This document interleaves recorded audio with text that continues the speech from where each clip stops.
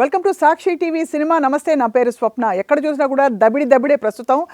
బాలకృష్ణ గారి cinema release అయినప్పటి నుంచి కాంట్రవర్షియల్గా అనేక విధాల ఆయన డైలాగులు, ఆయన స్టెప్పులు ప్రస్తుతం చర్చనీయాంశం అవుతున్నాయి. సోషల్ మీడియా అంతా కూడా విమర్శల వర్షం ఓవైపు, మరోవైపు సినిమా హిట్ అనే టాక్ కూడా.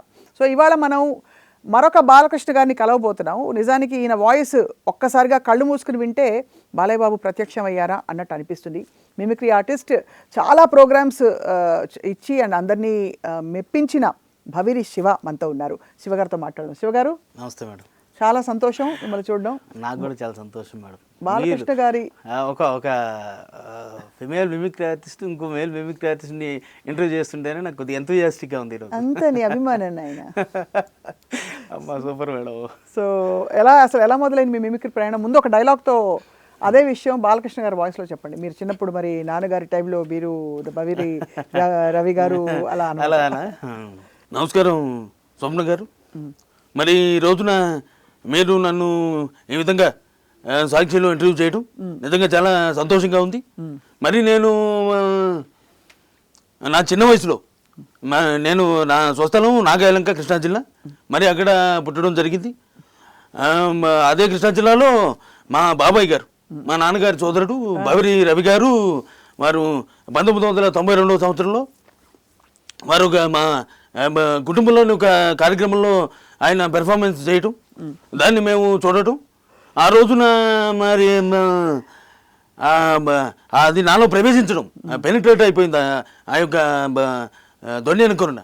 మరి దాన్ని నేను ఇంకా ముందుకు తీసుకెళ్లాలని ఆ క్షణంలోనే నా మనసులోని తలంపు. మరి ఆ విధంగా మిమిక్రీ ప్రస్థానం మొదలుపెట్టి నేటికి సుమారుగా 33 సంవత్సరాలు అబ్బో కావస్తుంది. మీకే 33 సంవత్సరాలు అనిపిస్తుంది కదా? ఇంకో కొంచెం ఎక్కువేనండి. సుమారుగా ఒక 6 సంవత్సరాల వయసు నుంచి ఈ కార్యక్రమం చేస్తూ ఉన్నాను. శివగారు, మొదలు పెట్టడమే మీకు ఒక చిన్న సవాల్ మిమిక్రీ అభిమానుల నుంచి. ఏంటంటే ఒకవైపు బాలకృష్ణ గారు, రెండో వైపు మీ ఇష్టం చిరంజీవి గారు కానీ పవన్ కళ్యాణ్ గారు కానీ, వాళ్ళిద్దరూ మాట్లాడుకుంటున్నారు. ఒక అన్స్టాపబుల్ షో. ఎలా ఉంటుంది ఆ సంభాషణ చెప్పండి సుమారుగా. ఒక ఏదైనా సరదాగా ఏ యాక్టర్ ఆయన షోకి వచ్చారు ముందు చెప్పండి. ముందుగా చిరంజీవి గారు వచ్చారు అనుకుందామండి. ఆయన రాలేదని వెయిట్ చేస్తారు అందరు, కానీ వచ్చే పరిస్థితి కల్పిస్తాం. జస్ట్ షార్ట్ అండ్ స్వీట్గా చిరంజీవి గారు వచ్చారు. ప్రస్తావన ఏమో డాకు మహారాజ్ సినిమా గురించి జరుగుతుంది. బాలకృష్ణ గారు మాట్లాడుతారు స్టెప్పుల గురించి, ముఖ్యంగా ఇద్దరు డాన్సర్స్ కదా. ఈరోజు నిజంగా చాలా సంతోషంగా ఉంది బాలయ్య. నేను ఇలా అన్స్టాపబుల్ ఇలా కలవడం నిజంగా చాలా సంతోషంగా ఉంది. ఏదైనప్పటికీ నేను డ్యాన్స్ బాగా వేస్తానని అందరూ అంటారు, కానీ నిజంగా నువ్వు డ్యాన్స్ చేస్తే దిబిడే అని డాకు మహారాజ్ ద్వారా నిరూపించావు. నమస్కారం చిరంజీవి గారు, మీరు చెప్పింది బాగానే ఉంది, కానీ డాకు మహారాజ్తో నిరూపించడం ఏంటి? మీరు ప్రశ్నలు నేను అడగాలా, మీరు అడుగుతారా? అలా కాదు బాలయ్య, నిజంగా ఏదైనా నువ్వు అలా దిబిడు అంటూ కొట్టి ఆ హీరోయిన్ని అలా చేస్తుంటే నాకు చాలా ఎలా అనిపించింది, చాలా బాగా అనిపించింది. కానీ ఎందుకో కొంచెం ప్రేక్షకులు ఇబ్బంది పడారు తప్ప వేరే ఏం లేదు, అంతా కామన్గానే ఉంది.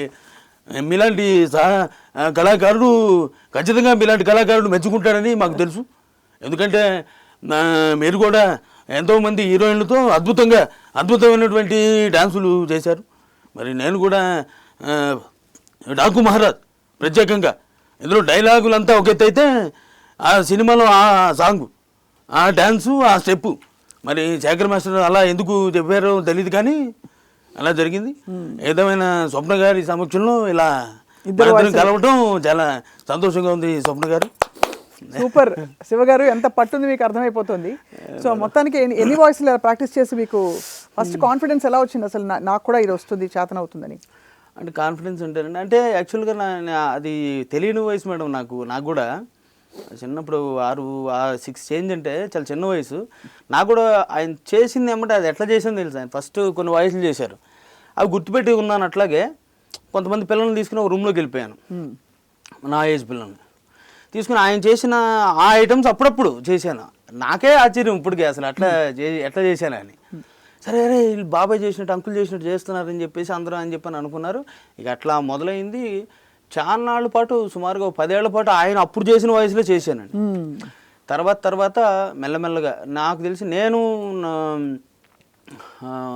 సాయి కుమార్ గారి వాయిస్ అనుకుంటాండి ఫస్ట్ నా ఓన్గా నేర్చుకున్న వాయిస్ అయితే సాయి కుమార్ గారి వాయిస్. సాయి కుమార్ గారి వాయిస్. ఎంత సాహసం ఆయన వాయిస్ ని ఇమిటేట్ చేయడం అంటే పోలీస్ స్టోరీ అండి. పోలీస్ అగ్ని ఆ వాయిస్తో నేను వచ్చాను అంటే నేను నేర్చుకోవడం మొదలుపెట్టా. తర్వాత అంటే కష్టంగా ఉండేది మేడం. ఇప్పట్లాగా అంటే మనకి యూట్యూబ్లో అవన్నీ లేవు. మాకంటే సీనియర్ ఆర్టిస్టులకి ఇంకా కష్టంగా ఉండేది, మాకు కొంచెం వెసులుబాటు ఉండేది.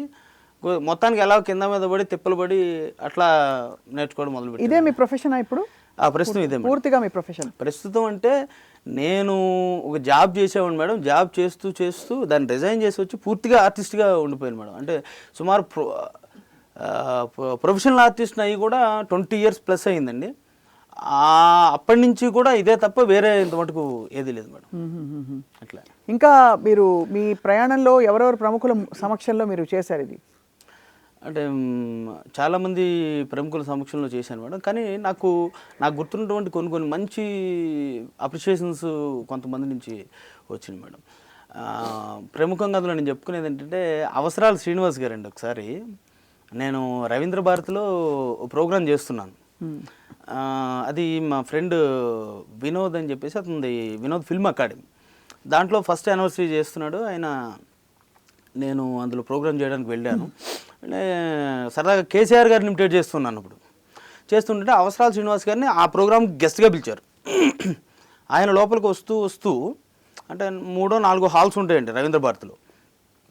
ఆయన విన్నారట. విని అయిపోయింది వచ్చేసరి నేను స్టేజ్ కింద దిగాను. తర్వాత నాకు అదే గిఫ్ట్ ఇవ్వడం కోసం అని చెప్పేసి ఆయన చేత ఇప్పిద్దామని పైకి పిలిచారు నన్ను. పైకి పిలిచిన తర్వాత ఆయన మాట్లాడుతూ ఇందాక మిమిక్రీ చేసింది మీరేనండి. నేను లోపలికి ఎంటర్ అవుతూ ఏమనుకున్నానంటేనండి బై మిస్టేక్ ఏదన్నా గవర్నమెంట్ ప్రోగ్రామ్ ఏదైనా అప్పుడు కేసీఆర్ గారు పాలనలో ఉన్నారు, గవర్నమెంట్ ప్రోగ్రామ్ ఏమైనా జరుగుతుంటే దాంట్లోకి బై మిస్టేక్ వచ్చానని వెనక్కి తిరిగి మళ్ళీ చూసుకున్నానండి వెళ్తాను రూట్ కరెక్టో కదా అని చెప్పి అన్నారు. సో నేను చాలా హ్యాపీ ఫీల్ అయ్యాను ఆయన అన్నటువంటి ఆ మాటతో. సో అయితే మరి ఆ వాయిస్ మా కోసం చేయాలి కదా? ఖచ్చితంగా కేసీఆర్ గారి వాయిస్ సరదాగా తీసుకుంటే అంటే ఇదే కొన్ని సరదా మాటలు మాట్లాడితే అయినా ఏ విధంగా ఉంటుందని ఉంచుతానండి. ఆ రోజు యాక్చువల్గా అప్పుడు ఏం చేశానో అదే చేస్తాను. ఏంది లొల్లి ఇవాళ సాక్షి టీవీలో మరి స్వప్న గారి సమక్షంలో నిజంగా ఇంటర్వ్యూ జరుగుతుంది. నిజంగా చాలా సంతోషంగా ఉన్నది. స్వప్న గారు ఇవాళ ఒక్కడే ముచ్చట చెప్పదలుచుకున్నా. ఆయన ఎవరో పాట రాసిండండి. ఏం రాసిండు? ఏ వచ్చి బీపై వాలే, బి వచ్చి సిపై వాలే, సి వచ్చి డీపై వాలే, మేము ఎవరిపై వాలాలి? ఇది పద్ధతి అని అతనికి ఇష్టం పాడాలి రాయిద్ది. భయం లేని కూడా బదాట్లు గుడ్డు పెట్టిందట. అమ్మ కన్నం పెట్టినోడు పిన్నమ్మకు బంగారు కాలు చేస్తాను గట్టున్న సామెత. ఏం తెలియదు. తెలంగాణలో సామెతలు మంచిగా ఉంటాయి. నేను ఇంకా మంచిగా చెప్తా. పొట్టుని పొడుగుడు కొడితే పొడుగుని పోసో కొట్టిందని గట్టే ఉంటాయి. మంచిగా చెప్పిన ఇదే ఆ రోజున ఇదే వాయిస్ ఇదే డైలాగులతో గిట్లా చేస్తే అవసరాలు శ్రీనివాస్ గారు భంగపడింది. అదే మరి గట్లుంటుంది మనతో. గట్లనే ఉంది. సూపర్.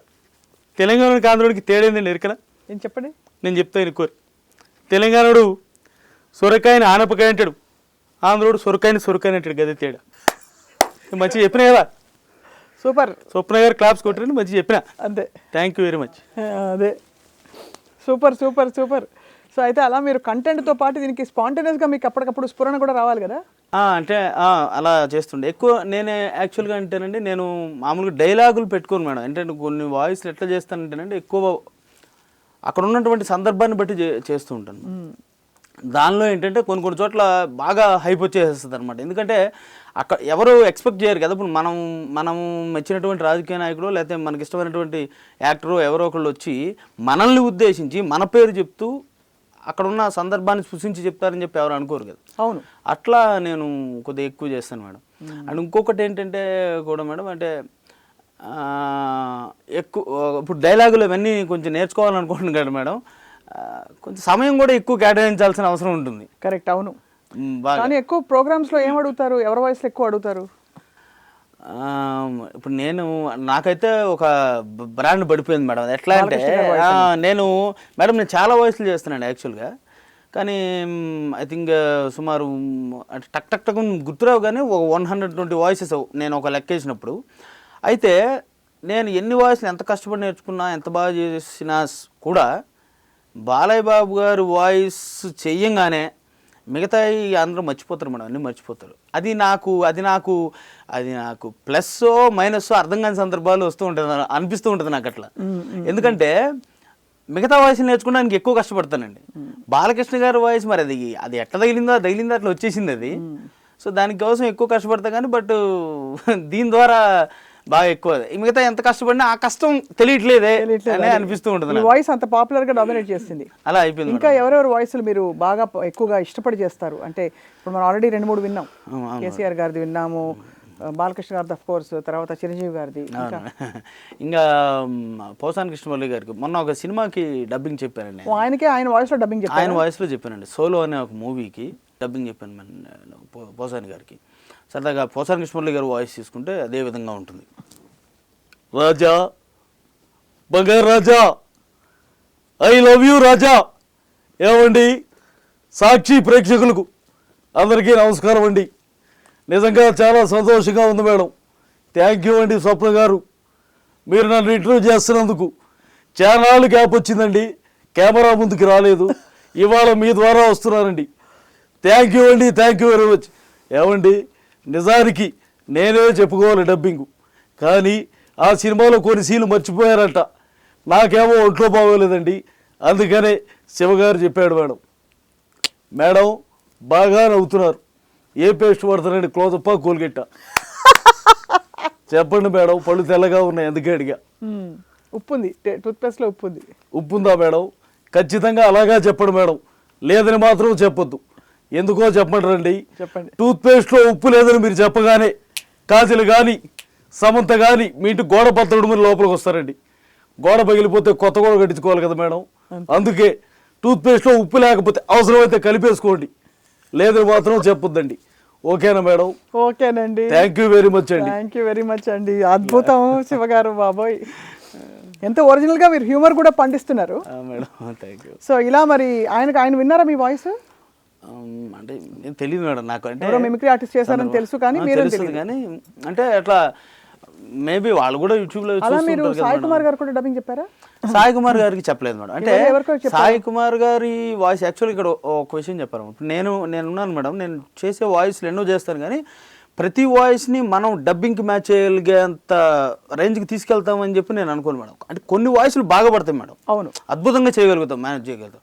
ఇప్పుడు రాజీవ్ కనకాల గారిది ఉంది, రాజీవ్ కనకాల గారిది ఆయనకి డబ్బింగ్ చెప్పారు మీరు? ఆయనకి 2 సినిమాలకు చెప్పాను మేడం. నేను ఫుల్ మూవీస్ నేనే చెప్పాను, 2 మూవీస్కి. ఆయన అప్పుడు అవైలబిలిటీ లేరు స్టేట్లో, అప్పుడు ఆయనకు 2 మూవీస్కి నేనే చెప్పాను అనమాట. అంటే అడిగారు, ప్రయత్నించాను, అనుకోకుండా నేర్చుకుని చెప్పేసాను. ఆ వాయిస్ నాకు బాగా పడింది మేడం. అట్లా ఇప్పుడు కొన్ని వాయిస్లు ఉన్నాయి మేడం. నేను కొన్ని పెద్ద వాయిస్లో నేను అడిగితే స్టేజ్ మీద ఏదో చేయగలుగుతాను తప్ప అది నేను డబ్బింగ్ చెప్పలేను. ఎందుకంటే నేను ఖచ్చితంగా ఒప్పుకోవాలి, ఎందుకంటే మనకు వచ్చిందే వచ్చని చెప్పాలి, కొన్ని టెంబర్స్ మీకు మ్యాచ్ అవుతాయి. అట్లా అందరూ మిమిక్రీ ఆర్టిస్టులు అన్ని వాయిస్లు చేయాలని కూడా లేదు కదా మేడం. సో ఆ కోవలో మనం కొన్ని బ్రహ్మాండంగా ప్రభాస్ గారు వాయిస్ చేస్తాను, ఇది స్టేజ్ వరకే చేస్తానండి. ప్రభాస్ గారు మహాసేన ఏది మరణం, నా తల్లిని అవమానించిన నీచుడు నవ్వుతూ చూస్తుంటే వాడి తల నరక్కుండా ఇట్లా ఈ విధంగా ఇంతమటుకు స్టేజ్ మీద చెప్తారు. బాగుంది. నెక్స్ట్ కానీ దీన్ని మనం డబ్బింగ్ చెప్పాలి. పాత తరం వాళ్ళు అక్కినేని నాగేశ్వరరావు గారు, అవన్నీ ఎన్టీఆర్ గారు, చైతన్య గారు, నాగ చైతన్య చెప్పను మేడం. నాగార్జున గారు చేస్తాను, బ్రహ్మాండంగా చేస్తాను. నాగార్జున గారికి కూడా 1-2 చోట్ల అంటే సినిమాకి చెప్పలేదు కానీ వేరే సినిమాలో నాగార్జున గారు వాయిస్ కావాలంటే చెప్పిన సందర్భాలు ఉన్నాయి మేడం. ఎగ్జాంపుల్ అట్లా చెప్పి మీలో కోటేశ్వర కార్యక్రమానికి స్వాగతం. సో సరదాగా ఆయన వాయిస్ చేసుకుంటే నిజంగా చాలా సంతోషంగా ఉంది. స్వప్న గారు, మీరు నన్ను కూర్చోబెట్టుకుని ఇంటర్వ్యూ చేయడం ఎన్నోసారి ఇది దాదాపు ఒక కనీసం 10-12 సార్లు చేశాను ఇదివరకు. మళ్ళీ నన్ను ఇంటర్వ్యూకి పిలుస్తున్నందుకు నిజంగా చాలా సంతోషంగా ఉంది. ఏదేమైనప్పటికీ చిన్న బ్రేక్ తీసుకుంటాను, చిటికలో వచ్చేస్తాను. మీ నాగార్జున. ఈ విధంగా సూపర్. అలా అయితే మరి ఎన్ని ప్రోగ్రామ్స్ చేస్తారు మంత్కి మేడం? అంటే ఒక్కొక్క సీజన్ బట్టి ఉంటుంది మేడం. మినిమం అయితే ఒక 10 ప్రోగ్రాంలకు అయితే తగ్గదండి. 10 ప్రోగ్రాంలు కంపల్సరీ ఉంటాయండి. అంటే ఇక సీజన్ ఉన్నప్పుడు ఎవ్రీడే కూడా బిజీ ఉండే టైమ్స్ ఉంటాయి మేడం. అట్లా. ఇంతకీ భవీర్ రవి గారు మీ బాబాయ్ గారు కదా? అవునండి. మీ బాబాయ్ గారు మీ మిమిక్రీని ఎంతవరకు అప్రిషియేట్ ఎంకరేజ్ చేస్తారు? అంటే యాక్చువల్గా ఆయన నేను మిమిక్రీ ఏదో చేస్తున్నానని చెప్పని అని అనుకున్నారు ఫస్ట్. ఒకసారి ఆయన ఎదురుగా ఫస్ట్ టైం మా ఊర్లో ఆయన ఒక ప్రోగ్రామ్ కండక్ట్ చేస్తుంటే ఆ రోజు నేను చేస్తాను బాబాయ్ అని అడిగితే సరే అని చెప్పి చేసి నేను ఆ రోజు స్టేజ్ ఎక్కి మిమిక్రీ చేసిన తర్వాత ఆయన యాక్చువల్గా ఆశ్చర్యపోయారు అనమాట. ఆ రోజు చేస్తున్నాడని అనుకున్నాను కానీ ఇంత బ్రహ్మాండంగా చేస్తున్నారని చెప్పేసి నేను అనుకోలేదని చెప్పి తర్వాత ఆయన ఇక అంటే డైరెక్ట్గా చెప్పేవాళ్ళు కాదనమాట. కొంచెం ఏదన్నా సైడ్గా అది అట్లా డైరెక్ట్గా చెప్పేవాళ్ళు కాదు నాకు. కానీ బట్ ఏదన్నా ఉంటే అది అట్లా అడిగి చెప్పండిరా అది ఇట్లా అట్లా చెప్తూ ఉండేవాళ్ళు అనమాట. అవును అవును. సో దానివల్ల అట్లా నేను కొద్దిగా మెరుగుపరుచుకునేవాడిని నన్ను. జబర్దస్త్లో వాటిలో మిమ్మల్ని పిలవలేదా గెస్ట్గా కానీ ఊరికే ఒక స్కిట్ చేయడానికి? అంటే స్టార్టింగ్లో పిలిచారు మేడం. నేను వేరే చోట ఒక చోట ఆ టైంలో కొంచెం ఏదో బాండ్లో ఉన్నాను, వేరే చోట ఉండాల్సి వచ్చి అక్కడ నేను అక్కడి నుంచి మీరు వెళ్ళలేకపోయాను. సో అందుకని వెళ్ళలేదు. ఇక తర్వాత ఇక అలా కుదరలేదు మేడం. బట్ మూవీస్ చేస్తాను. నాకు ఇంకొకటి కూడా ఏంటంటే మేడం, నాకు ఈ కామెడీ కంటే కూడా సీరియల్స్ రోల్స్ ఏమైనా చేయాలని చెప్పి సీరియస్ రోల్స్ చేయాలని చెప్పి ఆశ ఇష్టం. కాబట్టి నేను కొద్దిగా మూవీస్కి ఎక్కువ ప్రయత్నం చేస్తున్నాను. రీసెంట్గా కూడా చేశాను, నేను కొన్ని మూవీస్ చేశాను. ఒక సినిమాలో విలన్గా కూడా చేశాను మేడం, ఫుల్ ఫ్లెడ్జ్డ్గా. వందే భారత్ అనే మూవీలో మొత్తం ఫుల్ విలన్గా చేశాను నేను. సో అట్లా క్యారెక్టర్స్ మీద ఇంట్రెస్ట్ ఉంది మేడం. అట్లా పొలిటీషియన్స్ చేస్తారు మీరు? పొలిటీషియన్స్ సరదాగా తీసుకుంటే ఆల్రెడీ కేసీఆర్ గారితో అయింది కాబట్టి సరదాగా కేఏ పాల్ గారు తీసుకుందాం మేడం, పెద్ద పొలిటీషియన్ ఆయన. అవును. సరదాగా పాల్ గారు మీరు ఎందుకండి పార్టీ పెట్టినట్టు పెట్టి తీసేసారు? న్యూ ఇయర్స్ ఈ పార్టీ అయిపోయింది అది. ఇదో చూడమ్మా స్వప్న, నేను పార్టీ ఏం తీయలేదండి. ఏం జరిగిందో తెలుసా? మనము పార్టీ మొన్న 22 ఓట్లు మా కుటుంబంలో ఉంటే నాకు 4 ఓట్లు పడినాయి. అంటే ఏం జరిగిందో తెలుసు కదా. ఇంత నన్ను అందరూ మోసం చేస్తుంటే పార్టీ ఎందుకు పెట్టాలమ్మా? అంతే కదా. అవును కదా. నేను పార్టీలో అసలు ఓడిపోవటం అనేది ఉండదమ్మా. నిజానికి మనకు ఫ్యాన్స్ అలా ఉన్నారు. మీరు అడగొచ్చు 2019లో ఏపీలో అన్ని చోట్ల పోటీ చేశారు, ఏం జరిగింది, ఎందుకు ఓడిపోయారని. అప్పుడు ఏం జరిగిందో తెలుసా? మన వాళ్ళు అందరూ హెలికాప్టర్ ఎక్కలు అనుకుని ఫ్యాన్ గుద్దేశారమ్మా, లేకపోతే అసలు ఓడిపోం మనం. అంతే. అర్థమైందా? అంతే. మనం అసలు ఓడిపోమండి. ఓకేనా? తెలుసు కదా. ప్రజాశాంతి పార్టీ మీకు కూడా కావాలంటే ఇచ్చేస్తాను, మీరు కూడా రావచ్చు, సీఎం చేసేస్తాను. తెలంగాణకు అవుతారా, ఏపీకి అవుతారా? అంతే. మీరు చెప్పండి దేనికి అవుతారో, మా పార్టీ తరఫున చేసేస్తాను సీఎం. అంతేనా? తెలంగాణ ప్రజాశాంతి పార్టీ మీరే సీఎం అవ్వండి పాల్ గారు. నేను సీఎం కాదమ్మా, పిఎం. మీరు పిఎం ఇండియాకి. అంటే అంతే. ఓకేనా? సూపర్. వర్మ గారు చేస్తారా? రామ్ గోపాల్ వర్మ గారిది ట్రై చేస్తారా? చేస్తాను మేడం. రామ్ గోపాల్ వర్మ గారిది సరదాగా యాక్చువల్గా రామ్ గోపాల్ వర్మ గారి వాయిస్ నేను పర్లేదు మేడం, బాగానే చేస్తాను. కానీ బట్ మీరు ఎన్నిసార్లు వినుంటారో ఆయన్ని? ఎన్ని 100 సార్లు చేసి ఉంటారు మేడం ఇంటర్వ్యూ? నాకు తెలిసి ఇప్పటికి 400 ఇంటర్వ్యూలు అయ్యిందండి. 300 అయ్యాయండి. 400 ఇంటర్వ్యూలు చేశారు కాబట్టి మీకు బాగా వాయిస్ బాగా బ్రెయిన్లో ఉండి ఉంటుంది. సో నేను ఎంతవరకు మ్యాచ్ చేయగలుగుతాను అనేది చూద్దాం. నిజానికి చాలా సంతోషం ఉంది. స్వప్న గారు 400 ఇంటర్వ్యూలు అయినా కూడా మళ్ళీ నన్ను ఇంటర్వ్యూ చేస్తున్నారంటే మీకున్నటువంటి ఇంట్రెస్ట్ కానివ్వండి, లేకపోతే మీకున్నటువంటి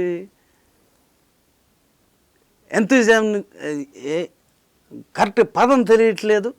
నిజంగా చాలా సంతోషం ఉంది. నేనేమంటానంటే నిజానికి నన్ను ఎవరైనా మగవాళ్ళు ఇంటర్వ్యూ చేస్తానంటే చాలా చికాకుగా ఉంటుంది. కానీ మీతో ఉన్న ఫ్రెండ్షిప్ని బట్టి మీతో కూడా 400 ఇంటర్వ్యూలు చేశాను. కానీ లేకపోతే అంతకంటే ఎక్కువ అవకాశం ఎవరికి ఇవ్వను. Thank you. ఇన్ని ఇంటర్వ్యూలు చేసిన థ్యాంక్ యూ వెరీ మచ్.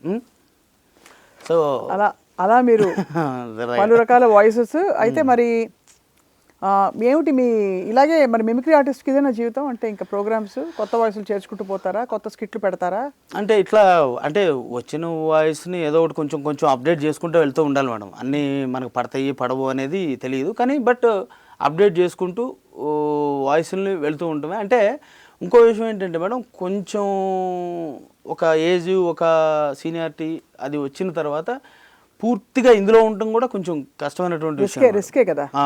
అంటే మీరు ఫ్యామిలీ ఆ తర్వాత మీ కెరియర్ పరంగా చూసుకోవాలంటే అట్లా అలా అలా అలా ఉంటుంది. కాబట్టి ఖచ్చితంగా ఇప్పుడు ఏదైతే మూవీస్ అనేది యాక్చువల్గా నేను 2008-9లోనే సీరియల్స్ కూడా చేశాను అనమాట నేను.